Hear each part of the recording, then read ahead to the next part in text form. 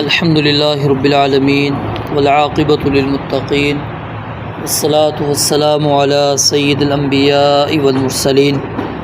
اعوذ باللہ السمیع العلیم من الشیطان الرجیم من ہمزہ ونفخہ ونفثہ بسم اللہ الرحمن الرحیم فَإِذَا پس جب قضیتم تم پوری کر لو الصلاۃ نماز فاذکروا اللہ پس یاد کرو اللہ تعالیٰ کو قیاماً کھڑے وقعوداً اور بیٹھے ہوئے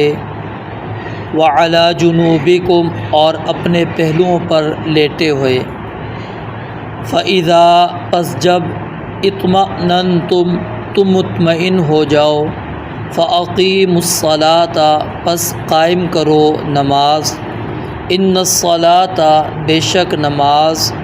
کانت ہمیشہ سے علی المؤمنین ایمان والوں پر کتاباً لکھی ہوئی ہے فرض کی گئی ہے موقوتا مقرر وقت پر ولا تہنوا اور تم ہمت نہ ہارو فی ابتغاء القوم قوم کا پیچھا کرنے میں قوم کو تلاش کرنے میں ان اگر تکونوا تعلمون تم تکلیف اٹھاتے ہو فإنہم تو بے شک وہ بھی یعلمون تکلیف اٹھاتے ہیں کما تعلمون جیسے تم تکلیف اٹھاتے ہو وترجون اور تم امید رکھتے ہو من اللہ اللہ تعالیٰ سے ما لا یرجون جو وہ امید نہیں رکھتے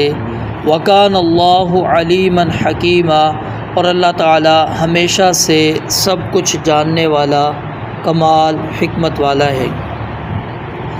گزشتہ آیت کے اندر ہم نے نماز خوف اس کا تذکرہ پڑھا تھا۔ اب نماز خوف کے اندر رکعات بھی کم ہو گئیں اور پھر اس کے اندر وہ بندہ اس طرح اذکار دعائیں وغیرہ نہیں پڑھتا جس طرح کے باقی اطمینان کی حالت میں نماز میں وہ پڑھتا ہے۔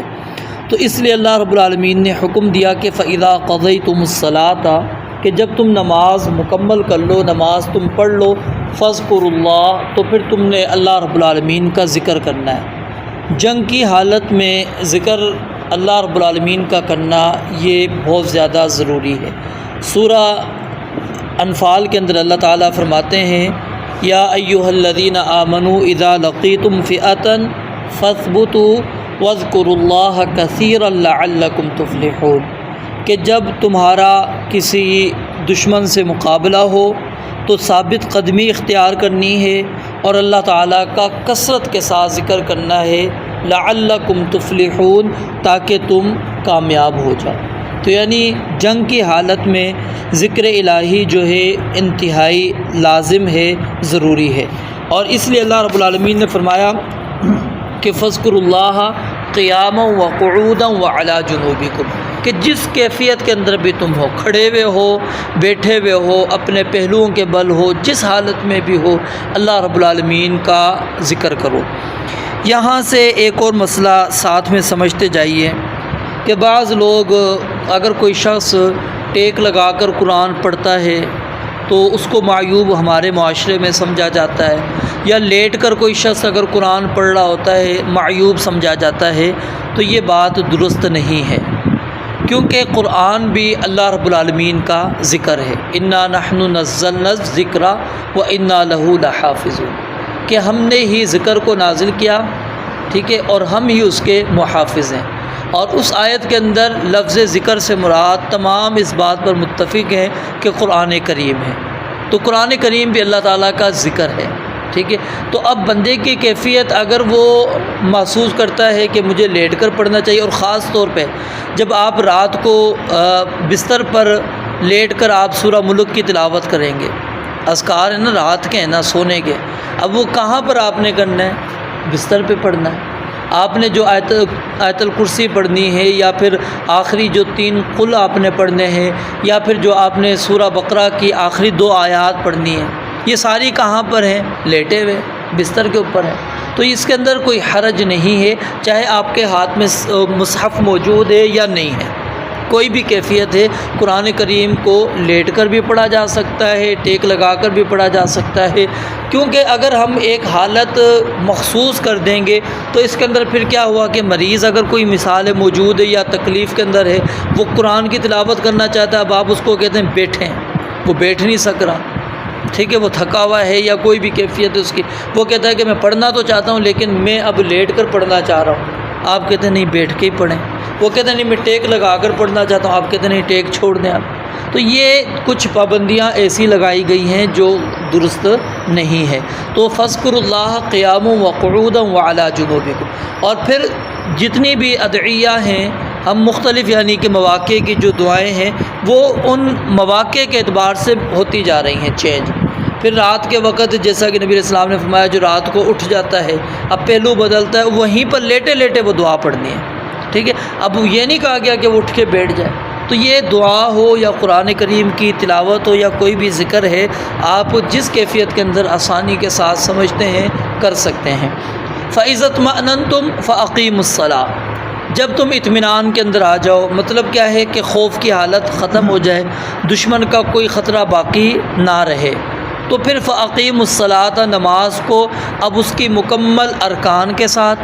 مکمل شرائط کے ساتھ، اب اس کی جو حدود اور قیود ہیں ان کا لحاظ رکھتے ہوئے آپ نے نماز اطمینان کے ساتھ اب ادا کرنی ہے، اس کو قائم کرنا ہے۔ ان الصلاۃ کانت علی المؤمنین کتابا موقوتا، یہ جملہ اکثر آپ نے دیکھا ہوگا، جو ٹائم ٹیبل ہمارے پاس ہوتا ہے نمازوں کے اوقات، اس کے اوپر لکھا ہوتا ہے۔ اور اس آیت کا جو عام طور پر لوگ مفہوم سمجھ رہے ہوتے ہیں وہ کیا ہے کہ جو ہم نے گھڑی میں ٹائم فکس کر دیا ہے کہ آپ نے عشاء 9 بجے پڑھنی ہے، اب 9:01 بھی نہیں ہونا چاہیے اور 8:59 پہ بھی آپ نہیں پڑھ سکتے، ٹھیک ہے، نہ پہلے پڑھ سکتے نہ بعد میں۔ ہم یہ سمجھ رہے ہوتے ہیں یہ جو ٹائم یہاں پر فکس کر دیا گیا ہے اب اسی پر نماز فرض ہے۔ آیت لکھنے کا مقصد بھی وہاں پر یہی ہوتا ہے کہ نماز ایمان والوں پر مقرر وقت پہ فرض ہے، حالانکہ اس کا یہ معنی نہیں ہے، اس آیت کا یہ مفہوم کبھی بھی نہیں ہے اور نہ ہی یہ محل ہے، یہ ہم نے محل اس کا بنا دیا ہے۔ اصل چیز کیا ہے کہ ایمان والوں پر اللہ رب العالمین نے نماز کے اوقات رکھیں اور اوقات رسول اللہ صلی اللہ علیہ وسلم نے متعین کیے، ٹھیک ہے۔ اب اس کے اندر نبی علیہ السلام کے دور کے اندر آپ پڑھ لیجئے، احادیث کا مطالعہ کر لیجئے، آپ نے کوئی ٹائم فکس نہیں رکھا ہوا تھا کہ ہم نے جی فجر اتنے بجے پڑھنی ہے، ظہر اتنے بجے پڑھنی ہے، عصر اتنے بجے پڑھنی ہے، مغرب اتنے بجے، عشاء اتنے بجے۔ آپ صحابہ کرام رضوان اللہ علیہ مجمعین کی کیفیتوں کو دیکھتے تھے، جمع ہو گئے ہیں، اذان ہو گئی، جمع ہو گئے، نماز پڑھا دی، ٹھیک ہے۔ اب وقفہ عموماً آپ علیہ السلام کا فجر کے اندر جو مطلب ہمیں احادیث کے اندر ملتا ہے فجر کی نماز کے حوالے سے خاص، کہ آپ اذان اور نماز کے درمیان میں جتنی 50 آیات کے اندر 10 سے 15 منٹ بھی نہیں لگتے کہ اتنا وقفہ آپ رکھتے تھے، بس اس سے زیادہ نہیں۔ تو اصل کیا تجیب مقصود ہوتا تھا لوگوں کا جمع ہونا، اور پھر وہ جو ایک مرتبہ آپ نے عشاء کی نماز بڑی لیٹ کر کے پڑھائی، اب اس کے اندر کیا تھا، کیوں لیٹ آپ نے کرائی؟ اگر وقت پر تھا، جو وقت یعنی کہ جس پر صحابہ جمع ہو گئے تھے آپ اس پہ بھی پڑھا سکتے تھے، ٹھیک ہے۔ آپ نے لیٹ کی، آپ کیا صحابہ کو نہیں پتہ تھا یہ آیت، یا نبی علیہ السلام کو نہیں پتہ تھی یہ آیت کہ جی میں نے جو وقت دے دیا ہے یا جس پر صحابہ فوری طور پر آ گئے میں اسی وقت پڑھا دوں؟ نہیں، یہ غلط ہم نے اس کا مفہوم نکال لیا، اور پھر ہم اس گھڑی پہ جو ہمارا ٹائم ہوتا ہے نا اس سے ہمیں 1 منٹ بھی اوپر، 1 منٹ کیا چند سیکنڈ بھی ہمیں برداشت نہیں ہوتا۔ یہ ہماری فطر، یہ مطلب ہمارا پورے معاشرے کی یہی سب سے بڑی کمزوری ہے۔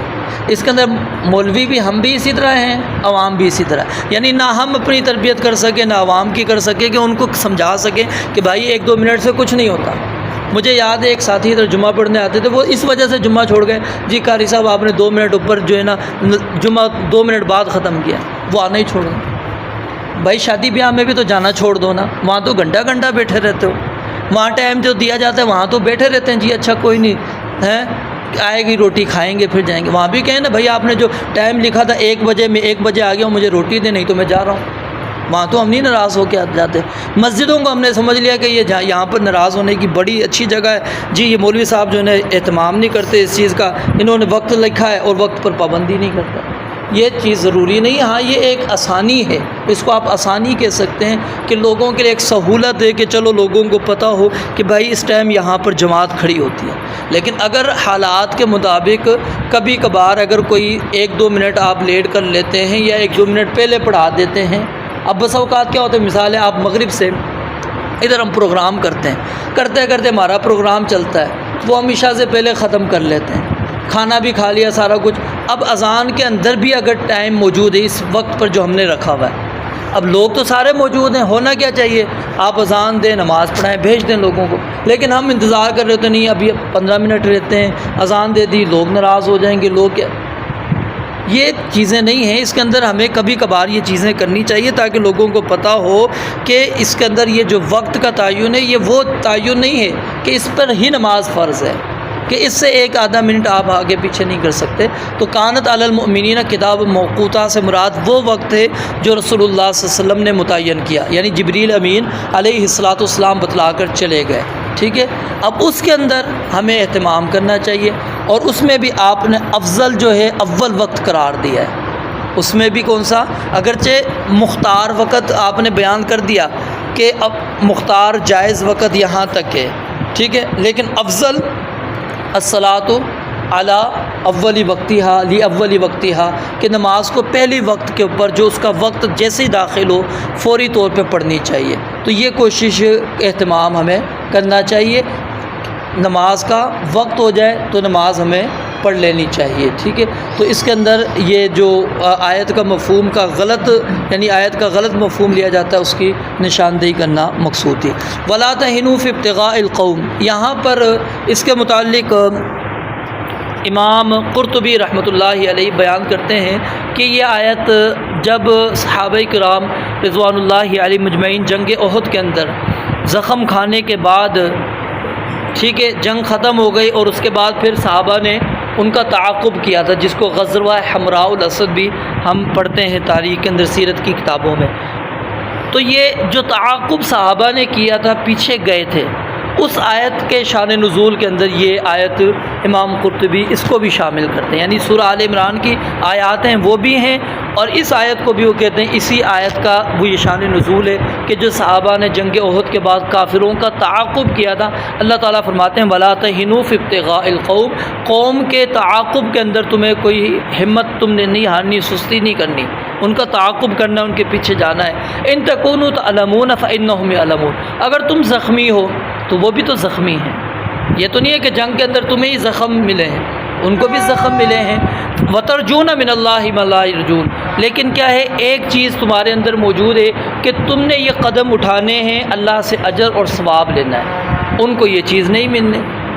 وہ تمہارے پیچھے آ جائیں, بھاگیں, جو کچھ کریں, ان کو اللہ سے کچھ نہیں ملے گا. تم تعاقب کرو گے تمہیں اجر ملے گا, ثواب ملے گا. پھر خاص طور پہ رسول اللہ صلی اللہ علیہ وسلم کا تم نے حکم مانا ہے, اطاعت کی ہے, اس کا اجر اللہ تعالیٰ نے تمہیں دینا ہے. مالا یرجون, جس کا ان کو کوئی امید نہیں ہے, تمہیں امیدیں موجود ہیں. وکان اللہ علیما حکیما, اور اللہ تعالیٰ ہمیشہ سے جو ہے سب کچھ جاننے والا, کمال حکمت والا ہے. رب العالمین سے دعا ہے اللہ تعالیٰ سمجھنے عمل کرنے کی توفیق عطا فرمائے. وآخر دعوانا الحمدللہ رب العالمین.